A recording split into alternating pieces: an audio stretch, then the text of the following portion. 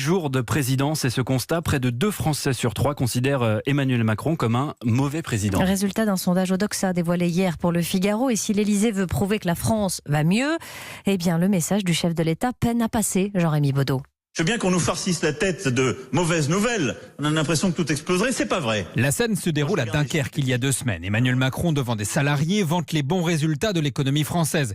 Pourtant, rien n'y fait. Les Français n'y croient pas. Alerte rouge à l'Élysée. Un proche du président le reconnaît. Nous avons des difficultés à être entendus sur notre politique. Un constat partagé au sein du gouvernement. Une ministre renchérit. C'est sûr qu'on n'est pas des rockstars de la com.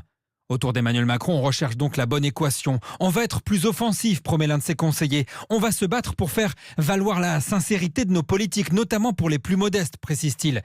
L'Élysée est bien conscient que l'étiquette président des riches colle encore au chef de l'État.